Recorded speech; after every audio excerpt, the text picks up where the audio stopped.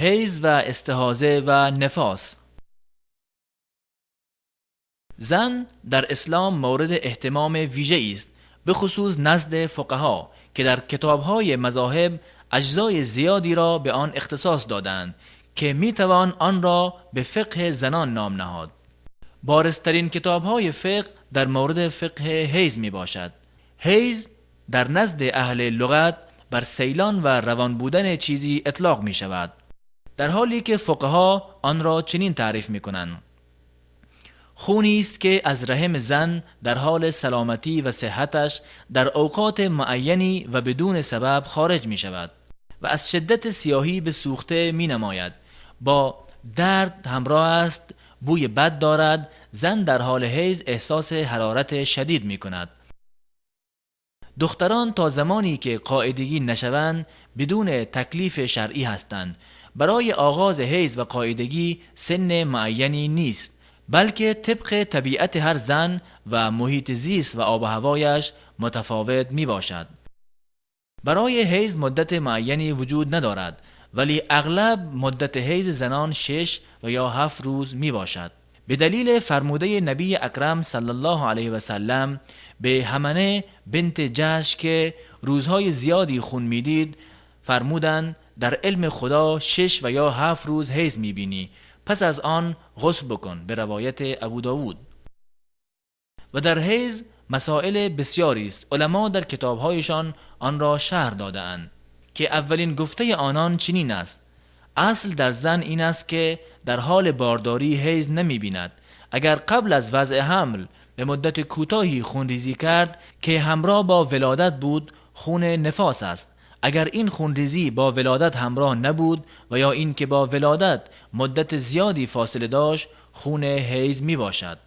و نیز گفتند اگر زنی پیش از وقت عادتش و یا پس از آن حیض دید و یا اینکه مدت اعتیادی حیضش افزایش و یا کاهش یافت، به این موضوع توجهی نمی شود. پس هر وقتی که خون دید حیض است و هر زمانی که پاک شد طهر است. همچنین علما تاکید کردند که پاکی زن با خروج لکه سفید دانسته می شود که آن عبارت از مایع سفیدی است که پس از توقف حیض خارج می شود. اگر مایع سفید خارج نشد، پس علامت پاکی او خشکیدن است، یعنی اگر پنبه سفیدی را در فرجش بگذارد خشک بیرون شود و در آن هیچ چیزی دیده نشود. بابهای فقهی که مسائل حیض را در بر دارد از دو چیز مهم صحبت می کند. آن دو تیرگی و زردی می باشد. زردی خون زردی است که از زن برمی آید و تیرگی خون تیره است میان زردی و سیاهی. هرگاه زنی خون زرد و یا تیره‌ای میان زردی و سیاهی ببیند در مدت حیض و یا قریب به آن باشد، در این حالت حکم حیض را دارد، به دلیل حدیث عایشه رضی الله عنها که در آن از توجه زنان به رنگ خون اشاره داشته. چنانچه پنبه را به رنگ زرد می‌دیدند می‌فرمودند عجله نکنید تا اینکه پنبه را سفید ببینید، که غرضشان پاکی از حیض بود، به روایت مالک. ولی اگر در مدت طهر ببیند در این حالت اعتباری ندارد و بر آن وضو و غسل واجب نیست، به دلیل حدیث ام عطیه که در آن میگوید ما تیرگی و زردی بعد از طهر را معتبر نمی شمردیم، روایت ابو داود. حکم انقطاع حیض: اگر زنی روزی خون دید و روز دیگر پاک بود و مانند آن، این وضع از دو حال خالی نیست. یک، چنین وضعی در همه اوقات ادامه می‌یابد، پس این خون استحاضه است. دو، یا این که در وضع متقطع باشد، طوری که برخی اوقات می آید و در برخی اوقات دیگر پاک می باشد و حکم آن چنین است: اول، اگر مدت انقطاع خون کمتر از 1 روز باشد، این مدت از حیض شمرده می شود. دوم، اگر در مدت پاکی دلیلی بر آن یافت، مانند این که پنبه را سفید دید، پس این مدت از پاکی و طهر محسوب می شود، چه کم باشد یا زیاد، و یا این که از 1 شب و روز کمتر باشد. استحاضه: ولی حیض و استحاضه به وضاحت با هم مخلوط می شوند. استحاضه را فقها چنین تعریف می کنند: سیلان خون از فرج زن طوری که از آن هرگز منقطع نگردد. و یا اینکه انقطاع خون به مدت کوتاهی باشد. و ممکن است میان خون حیض و خون استحاضه فرق نمود، زیرا که خون حیض سیاه و تیره است، در حالی که خون استحاضه سرخ و رقیق می باشد و نیز اولی دارای بوی بدی است، در حالی که دومی بویی ندارد و همچنین خون حیض لخته نمی شود و خون استحاضه برعکس آن است و حیض از عمق رحم خارج می شود، در حالی که استحاضه از رگی که در نزدیکی رحم است خارج می شود و خون حیض خون صحت و سلامتی و طبیعی است، ولی خون استحاضه خون بیماری و مریضی می باشد. همچنین خون حیض در اوقات معینی خارج می شود، برعکس دومی که وقت معینی برای خروجش نیست. حالتهای مستحاضه. زن مستحاضه 4 حالت دارد. اول، اینکه برای حیض قبل از استحاضه عادت معمولی داشت. در این حالت به اندازه عادتش حیض شمرده می شود و متباقی ماه استحاضه می باشد. به دلیل حدیث عایشه رضی الله عنها، اینکه فاطمه بنت ابی حبیش رضی الله عنها فرمود: ای رسول الله، من پاک نمی شوم، آیا نماز را ترک کنم؟ رسول الله صلی الله علیه وسلم فرمودند: خیر، این اثر رگی است، لکن نماز را به مقدار روزهایی که قبلا حیض می‌دیدی ترک کن و سپس غسل کن و نماز بخوان. به روایت بخاری. حالت دوم، اینکه عادت معمولی نداشته ولی میان خون حیض و استحاضه میتواند تشخیص دهد. این زن با شناختن فرق عمل میکند. به دلیل آنچه در حدیث فاطمه بنت ابی حبیش رضی الله عنها که مستحاضه بود، نبی اکرم صلی الله علیه وسلم به ایشان فرمودند: اگر خون حیض باشد خون سیاه بوده که شناخته می شود، اگر خون چنین بود از نماز اجتناب کن و اگر چیز دیگری بود پس وضو بکن و نماز بخوان، زیرا چنین چیزی رگی بیش نیست. به روایت ابو داود. حالت سوم، این که عادت همیشگی نیست و میان آن دو هم نمیتواند فرق بگذارد. این زن به عادت غالب زنان عمل می کند. مدت حیض 6 یا 7 روز از هر ماه بوده که از ابتدای روزهایی که خون می بیند آغاز می شود و متباقی آن استحاضه شمرده می شود. به دلیل فرموده نبی اکرم صلی الله علیه وسلم به حمنه بنت جهش که فرمودند: در علم الله 6 یا 7 روز حیض میبینی، پس از آن غسل کن. اگر پاکی و طهارت دیدی پس 23 و یا 24 شب و روز نماز بخوان و روزه بگیر. همین برایت بسنده است و در هر ماه چنین بکن، مانند این که زنان حیض میبینند و چنان که پاک میشوند در اوقات حیضشان و طهرشان. به روایت ابو داود.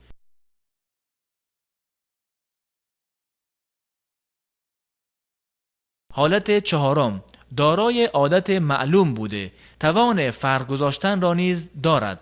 این زن طبق عادت خود حساب می کند، نه به توانایی فرق، زیرا که عادت برای زن ضابطه است. اگر عادتش را فراموش کرد به توانایی فرق عمل می کند. برخی مسائل باقی مانده از این قرار است. نخست این که اگر زنی زمان حیضش را می‌داند ولی شمار روزهای حیضش را فراموش کرده، باید به عادت غالب زنان حساب کند. و اگر زنی شمار روزهای حیضش را می‌داند ولی زمان حیضش را که اول ماه بوده و یا آخر ماه فراموش کرده، از اول ماه به شمار روزهایی که حیض می‌دید حساب کند. اگر بگوید که در نیمه ماه حیض می‌دید ولی نمیتواند تعیین کند، در این حالت از ابتدای نیمه ماه به مقدار روزهایی که حیض میدید حساب کند، زیرا که نیمه ماه به تعیین وقت حیضش نزدیکتر می باشد و زمانی که مدت حیض پایان یافت و هنوز این زن مستحاضه بود، غسل می کند و قطع پارچه را بر فرجش می گذارد و احکام طهر را در می یابد. نماز می خواند و روزه می گیرد. خونی که بعد از وضو کردن از وی خارج می شود ضرری ندارد، زیرا که وی معذور بوده. در طهارت و پاکی 3 حالت دارد. اول این که پس از داخل شدن وقت هر نماز وضو کند بعد از اینکه فرجش را بشوید و پارچه را به آن ببندد. به دلیل فرموده آن حضرت صلی الله علیه و سلم به حمنه بنت جحش رضی الله عنها: پس از آن برای هر نماز وضو بکن و نماز بخوان، به روایت ابو داود. دوم، نماز ظهر را تا اندکی قبل از وقت عصر تأخیر کند. پس از آن غسل نموده ظهر و عصر را بخواند. به همین ترتیب نمازهای دیگر را نیز بخواند. به دلیل فرموده آن حضرت صلی الله علیه و سلم به حمنه بنت جحش رضی الله عنها که فرمودند: و اگر توان تأخیر ظهر و تعجیل عصر را داشتی، باید غسل کرده میان دو نماز ظهر و عصر جمع کنی و نماز مغرب را تأخیر کرده و عشا را تعجیل کنی، سپس غسل کرده بین دو نماز جمع کنی، چنین بکن. و برای نماز فجر غسل کنی، چنین بکن و روزه بگیر اگر توانش را داشتی. روایت ابو داود. سوم، برای هر نماز غسل کند. به دلیل آنچه ثابت شده ام حبیبه رضی الله عنها به مدت 7 سال مستحاضه شد. از رسول الله صلی الله علیه و سلم در این مورد پرسید. آن حضرت امر کردند غسل کند. برای هر نماز غسل می‌کرد، به روایت بخاری. ولی اگر برای زنی به هر علتی مانند عمل جراحی رحم خونریزی رخ داد، این خون از دو حالت خالی نیست. 1. اگر معلوم شد که حیض نمی‌بیند، برایش حکم استحاضه ثابت نمی شود. از ادای نماز در هیچ وقتی امتناع نمی ورزد و این خون مریضی و فساد است و برای هر نماز وضوء جدید می گیرد. 2. اگر معلوم شد که ممکن است حیض ببیند، برایش حکم استحاضه است. و مسئله مهمی باقی مانده که علما در موردش چنین نظر دارند: آمیزش و نزدیکی با زن مستحاضه جایز است، زیرا شریعت ممانعتی ندارد. نفاس. از بحث حیض به نفاس انتقال پیدا می کنیم که علما نفاس را چنین تعریف کردند: خونی که از رحم زن به سبب زایمان خارج می شود و مدت نفاس غالباً 40 روز می باشد و احیانا کمتر از آن است. و مجرد این که نفاس پایان یافت، زن غسل می کند و نماز می خواند. شماری از مسائل را باید در مورد نفاس تذکر داد. 1. اگر زنی ولادت کرد و هیچ خونی ندید، چنین وضعی به ندرت خواهد بود. وضو کرده نماز می‌خواند، بر وی غسل لازم نیست. 2. اگر خونریزی از 40 روز بیشتر شد و عادتش چنان بود که پس از 40 روز قطع شود و یا علائمی برای پایان یافتنش دیده شد، منتظر بماند تا خونریزی پایان یابد. اگر ادامه یافت، این زن مستحاضه است. و نفاس زمانی ثابت می شود که ولادت آنچه که در آن خلقت انسان واضح است صورت گیرد. اگر جنینی که خلقتش کامل نباشد از رحم زنی بیفتد، از 3 حالت خالی نیست. اول، اگر قبل از 40 روز باشد، این خون فاسد است، باید غسل کند و نماز بخواند و روزه بگیرد. دوم، اگر بعد از 80 روز بود، این خون نفاس است. سوم، اگر میان 40 روز تا 80 روز بود، در موردش دیده می شود. اگر در آن علائم خلقت انسان دیده شد، خون نفاس است و در غیر این صورت خون فاسد شمرده می شود. علما پس از مطالعات دقیق احکام حیض و نفاس به این نظر رسیدند که برخی چیزهایی است که در حالت حیض و نفاس فعل آن حرام است، که اول آن جماع یا همبستری و آمیزش می باشد. به دلیل فرموده الله متعال که فرمودند: و از تو می پرسند در مورد حالت قاعدگی زن، بگو آن اذیت و آسیب است. پس در این حالت از زنان کنار روید تا زمانی که پاک نشدن نزدیکی نکنید. وقتی که پاک شدن، با آنها به شیوهی که خداوند امر کرده آمیزش کنید. خداوند توبه کنندگان و نیز متطهرین را دوست می دارد. بقره 322. و نیز به دلیل فرموده نبی اکرم صلی الله علیه و سلم پس از نزول این آیه فرمودند: به جز از مجامعت هر چیز دیگری که خواسته باشید انجام دهید. روایت مسلم. هر که همسرش را در حالت حیض مجامعت کند گناهکار است، باید کفاره بدهد. بر همسرش نیز کفاره لازم است اگر به رضا و رغبت او باشد. و کفاره صدقه دادن به وزن 1 دینار و یا نیم دینار طلا است، به دلیل حدیث ابن عباس رضی الله عنه که از نبی اکرم صلی الله علیه و سلم در مورد کسی که با همسرش در حالت حیض آمیزش کند فرمودند 1 دینار و یا نیم دینار صدقه بدهد، به روایت مسلم، و دینار 4 گرم و ربع طلا می باشد. و زن حائضه اگر پاک شد تا زمانی که غسل نکرده شوهرش نمی تواند با وی مجامعت کند، به دلیل فرموده الله متعال و با آنها نزدیکی مکنید تا اینکه پاک شوند، بقره 322، یعنی از خون. پس از آن فرموده است زمانی که پاک شدند به شیوهی که الله امر کرده به آنها نزدیکی کنید، یعنی مجامعت و آمیزش کنید بعد از غسل کردن، بقره 322. همچنین نماز خواندن زن حائضه نیز حرام است، به دلیل فرموده نبی اکرم صلی الله علیه و سلم که فرمودند هرگاه حیض پیش آمد نماز را ترک کن و هرگاه تمام شد خون را از خود بشوی و نماز بخوان، به روایت ابو داود. و از مهربانی الله بر زنان این است که پس از پایان مدت به زنان امر نکرده که نمازهای ایام حیض را قضا بخوانند، به دلیل آنچه که از عایشه رضی الله عنها روایت شده زمانی که از قضای روزه بدون نماز پرسیده شد فرمود این امر به ما نیز می رسید، برای قضای روزه به ما امر می شد و برای قضای نمازها امر نمی شد.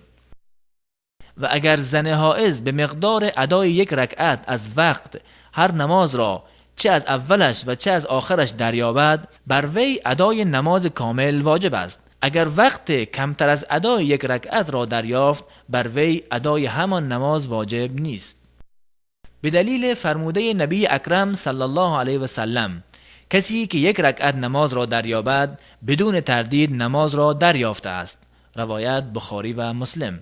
بر زنان حائضه و نفسا همچنین روزه نیز حرام است، به دلیل فرموده آن حضرت صلی الله علیه و سلم که فرمودند آیا چنین نیست که در هنگام حیض نماز نمی‌خواند و روزه نمی‌گیرد؟ فرمودند آری، به روایت بخاری.